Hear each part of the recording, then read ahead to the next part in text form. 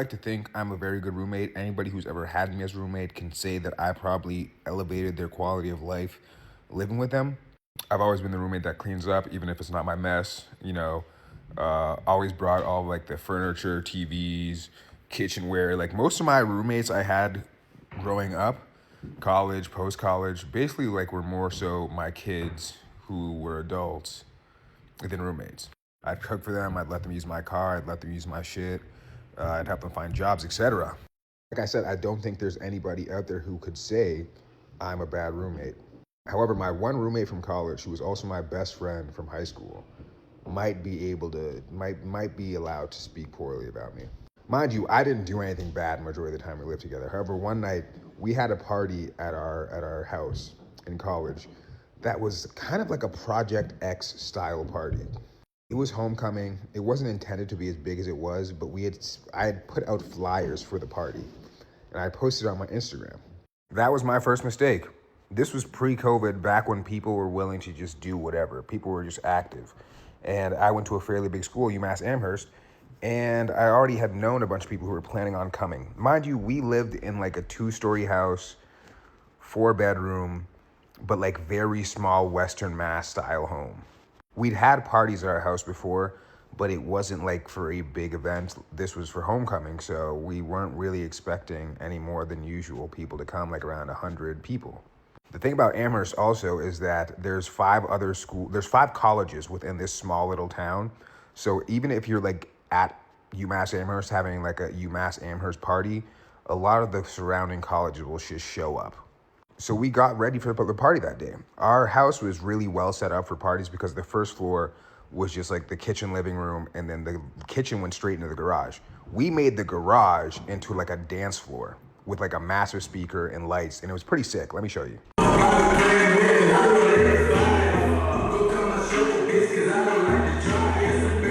And then the rest of the first floor, the inside was kind of just where people would chill. If they weren't like, overstimulated from the music, you just want to chop it up. It was perfect. A great house for parties. This party, however, got very out of hand very quickly. Party starts and the entire football team shows up. One of my good friends was on the football team. He invited his people. No issue. The football guys invited the basketball guys. The basketball guys invited a bunch of random women. The women invited more women.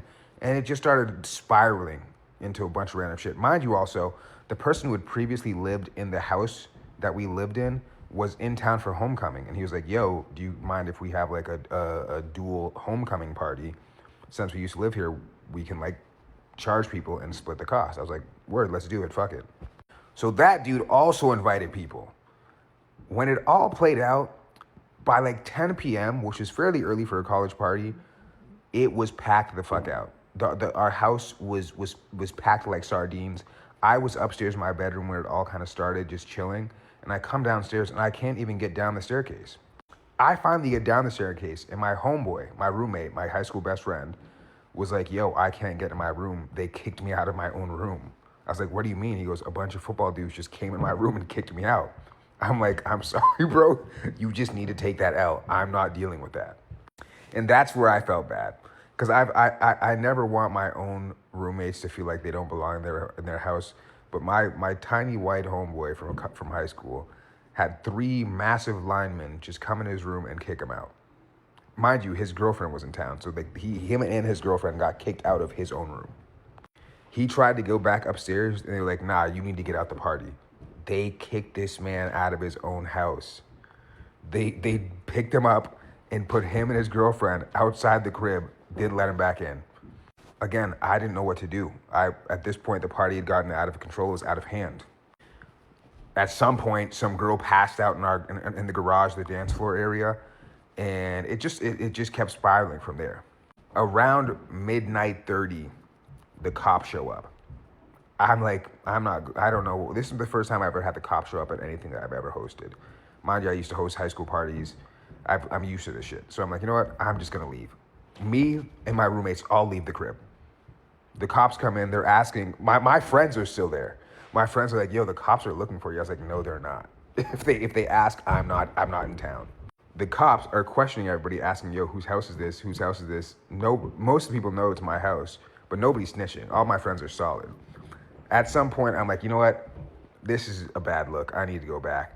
Me and the roommate who got kicked out go back to the crib. At this point, the cops had already all gotten it all figured out. And that's what I was hoping, honestly. I was like, I can't kick anybody out. So hopefully the cops do. The cops had kicked everybody out of the crib. This is what the front lawn / driveway of my crib looked like. And mind you, Amherst has a lot of empty space. So we had a whole driveway, and then across the street was like an abandoned Comcast like business. Like Comcast is like one of the offices used to be there. And it was just like an empty lot with like a building in it. Where's Jesse? Niggas is joking. Jesse's definitely inside. Oh, Drew, what's up? That video is from when I pulled back up to the party. I pulled up, and there was at least 500 people just in and around my house. I come up to the front door. Cops are like, "Is this your crib?" I'm like, "Yeah." I got a like noise complaint.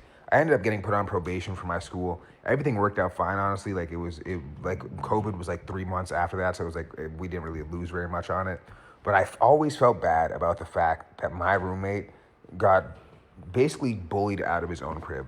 And it was kind of my fault because I did invite far too many people to our tiny little house. And for that, I apologize, respectfully. Oh, I remember. However, karma did hit me very quickly. The next morning, I wake up in my room, and I'm like, yo, it smells like ass in here. I don't know what this smell is. I get up out of my bed. I can't figure out the smell. I go the whole day not being able to figure out what this smell is, right? At some point, I finally, finish cleaning up the house. The house is all clean. I want to go take a shower. Naturally, I go into my bathroom and go take a shower, and there is a horse-sized shit in my shower. Who the fuck shit in my fucking bathtub, bro? Now that I'm recalling that, I feel a little less bad about the whole situation. But nonetheless, I apologize. That's my one time I feel like I was a very shitty roommate, respectfully.